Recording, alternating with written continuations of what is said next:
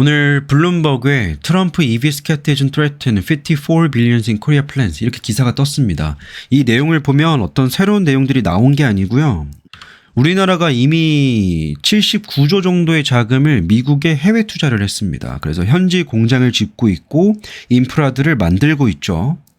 근데 기껏 돈을 써서 갔더니만 바이든에서 트럼프 정권으로 바뀌는데 트럼프는 EV에 대해서 회의론적인 시각을 가지고 있습니다. 그래서 이 부분에 대해서 우려감을 갖고 있다라는 건데 실질적으로 어떠한 계획들을 철회하거나 이런 것들이 없죠.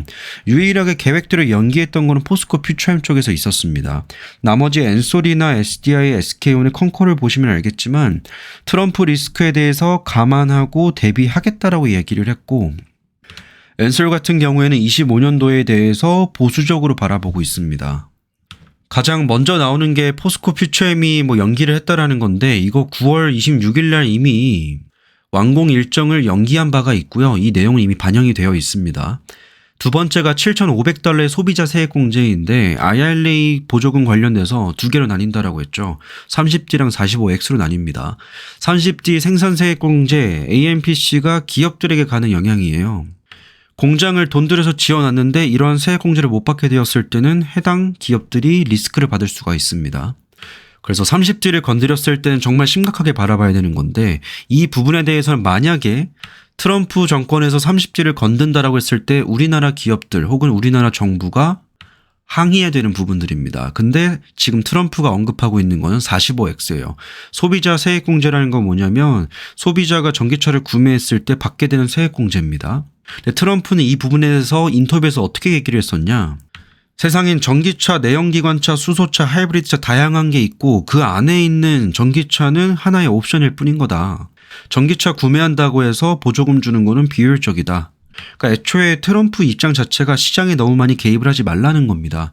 그래서 이 소비자 세액 공제 부분에 대해서는 부분 축소를 하고 싶어 하는데 이게 실제로 될지도 모르겠어요. 왜냐하면 이왕이면 둘 다 유지되는 게 좋습니다. 왜냐하면 7,500달러의 소비자 세액 공제가 있으면 특히나 현대기아차 같은 기업들이 미국에 진출해서 테슬라나 다른 기업과 경쟁을 할 때 보조금을 받으면서 경쟁할 수 있기 때문에 훨씬 더 유리하고요. 이 소비자 세액 공제 같은 경우에는 소비자 입장에서 더욱더 구매 욕구를 끌어올릴 수 있는 요인이기 때문에 수요 촉진 효과가 일어난다. 그래서 두 개 다 유지되는 게 중요하겠지만 이 둘 중에서 덜 중요한 건 45X다.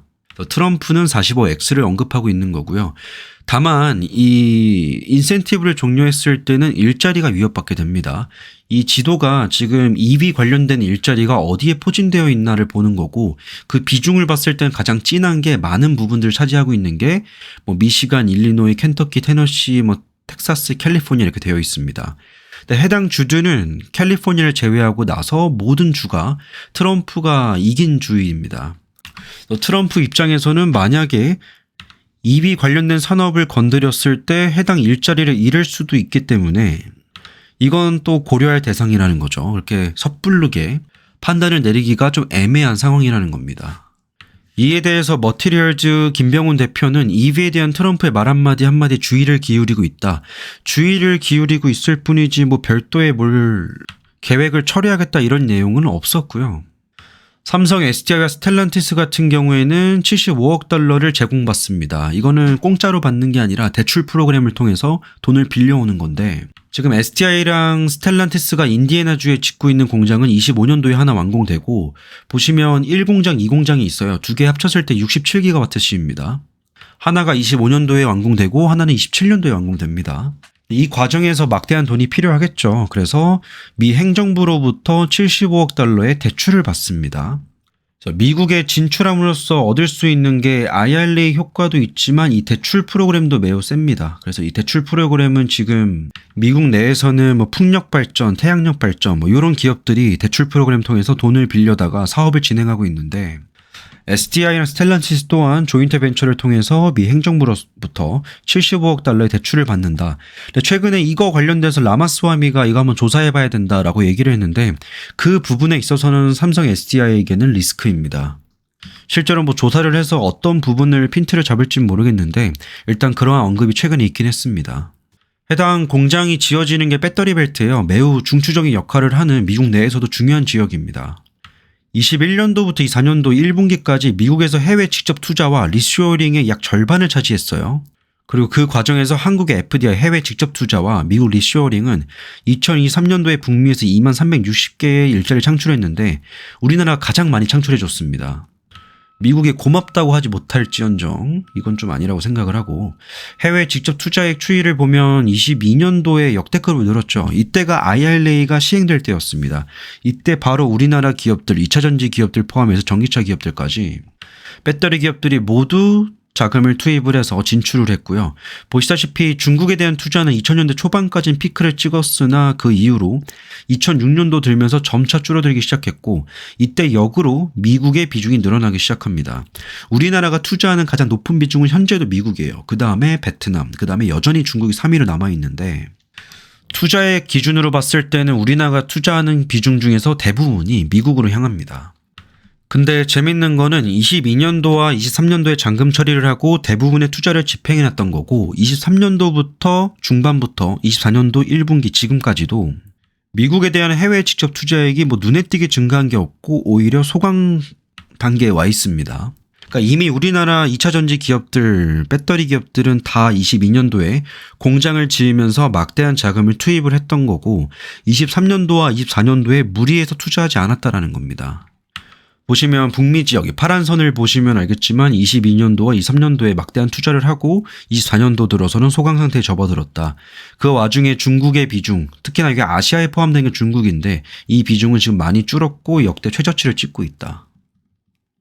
그래서 예산을 아껴 써야 되는 미국 입장에서 현재로서는 고마울 수밖에 없습니다. 그래서 저는 IRA를 건든다라고 해도 과연 30G랑 45X 둘 다 건들 수 있을까에 대한 의문이 있지만, 만약에 건든다라고 했을 때 소비자 구매 소액 세액공제 혜택들에 대해서 손볼 가능성은 여전히 남아있지만 30D 생산 세액공제 같은 경우에는 터치할 수가 없다라고 보여집니다.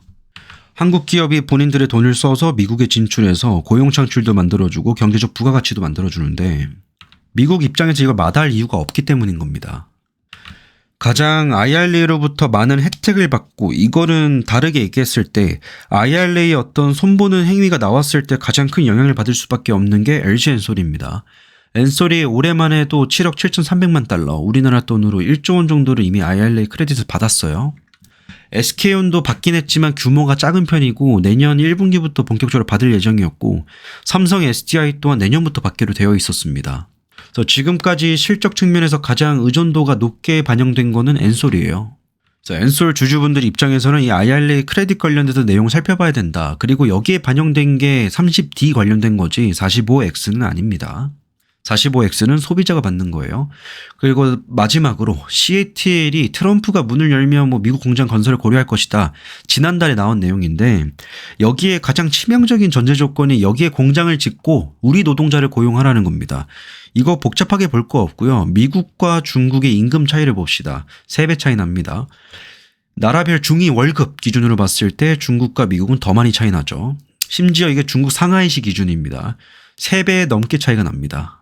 거의 4배 가까이 중위 월급 기준 차이 나는데, EV 인력 같은 경우에는 3배에서 4배, 많게는 5배 가까이도 차이가 날 수 있는 수준이기 때문에 트럼프가 이렇게 시애틀 너네 오고 싶어? 그럼 우리나라 애들 고용해 라고 하는 거는 정 원하면 들어와 봐라 이겁니다. 근데 이게 사실상 그냥 들어오지 말라고 얘기하는 거랑 다름이 없어가지고, 왜냐면 우리나라 사람들, 우리나라 기업도 미국 진출했을 때 현지 노동자 고용하게 되면 비용이 좀 많이 듭니다. 근데 중국 같은 경우에는 이렇게 임금이 작은 수준인데 미국 인력 고용했을 때는 중국 내에서 만들었던 그런 부가가치를 미국 내에서는 실현하기가 좀 어려울 수가 있습니다. 그래서 오늘 내용 여기까지입니다. 오늘 나왔었던 이 블룸버그 기사 이곳저곳에 돌고 있는데 사실 이미 3분기 실적 컨콜을 통해서 다 나왔던 내용이고, 여러분들 입장에서는 계속 이 업데이트를 받으면서 보고 계셨던 분들 입장에서는 새로운 내용이 하나도 없습니다. 저 또한 이 내용이 너무 많이 돌기 때문에 한번 내용을 살펴봤는데, 자칫 이거를 직역을 잘못하거나 오역을 했을 때는 트럼프가 어떤 새로운 말을 해서 한국의 2차전지 기업이나 현대차나 기아차 이런 자동차 업계에 영향을 주는 말을 한 것처럼 보일 수가 있는데, 사실은 그냥 트럼프의 존재에 대해서 아직 실권 잡지도 않았어요. 근데 이거에 대해서 우려하고 있는 기업들 중에서 어떤 액션을 취한 것처럼 나와 있는데 실질적인 어떤 뭐 계획을 축소하거나 이렇게 된 기업들은 없고요. 대부분의 기업들이 2030년도에 대해서 목표치를 좀 보수적으로 바꿔서 이야기한 기업들은 물론 있었습니다만 지금까지 계획되어 있는 뭐 공장 건설 관련된 거는 포스코 퓨처엔 하나 이렇게 있었습니다. 오늘 영상은 여기까지입니다.